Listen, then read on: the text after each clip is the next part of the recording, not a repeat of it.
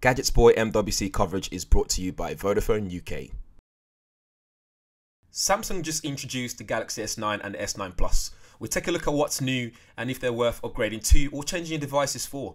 Let's have a look.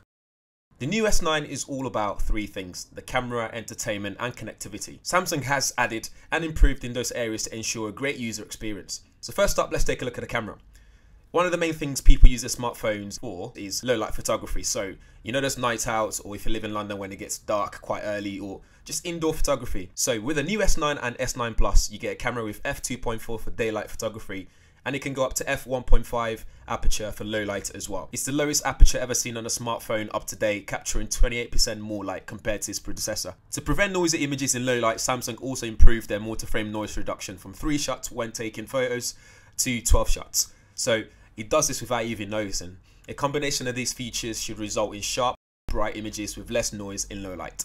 Also in the camera department, Samsung introduced a 960 frames per second video mode at 720p, something we saw in the Xperia XZ1 Premium last year. So it just helps you take those dramatic shots. To make sure this works effortlessly and ensure a good user experience, Samsung's got a seamless integration with the S9's image sensor, the ISP and the DRAM to ensure there's no lag during the process at all. So with a 0.2 second opportunity to capture the dramatic moment, the super slow-mo interface also allows you to select where you think that moment's going to happen, so you can select it and you get it right each and every time. Something that I really like when I played around with this compared to the Sony Xperia XZ, because what happens with that is you have to be really good at pressing it at the right time to get what you really wanted before. Moving on, we have AR emoji, so another way to express yourself better with your friends and family. Using the S9's camera, 100 facial features get scanned to recreate how you look and your facial expressions as well. You can then go on to share it on social media or via messaging apps that supports things like GIF. It doesn't end there though. Using the camera, Bixby Vision has also gained a real-time translation. So you can now simply point the camera at something that's different in terms of language and get it translated in real time without having to capture it first, something that we used to do before with Bixby. It also works with places and food as well. Next up is entertainment. So Samsung recently acquired Harman, and last year with the S8 we saw AKG headphones in the box. And this year with the S9 and the S9 Plus we get stereo speakers that are tuned by AKG.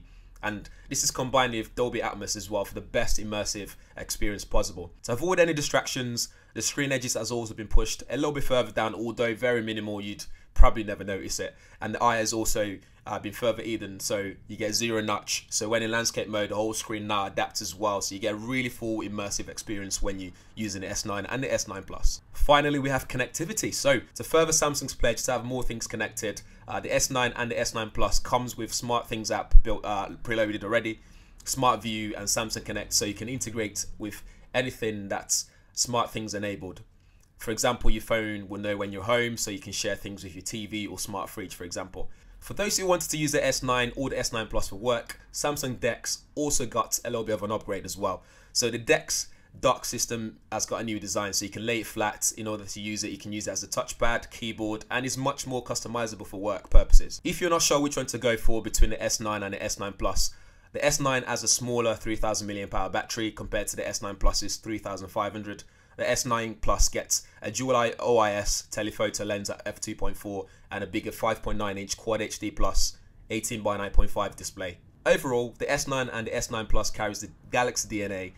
It offers a faster 10nm processor chip, 400 gig of expandable storage, 3.5mm headphone jack still there. You got gigabit LTE, water and dust resistant at IP68, fast wireless charging, infinity display, and it's got an improved camera as well. It's definitely a contender again this year. It's going to be available in midnight black, coral blue, and my favorite, the lilac purple. If you want to find out more about this, head over to GadgetsBoy.co.uk for more in-depth and written first impressions of the Galaxy S9 and S9 Plus.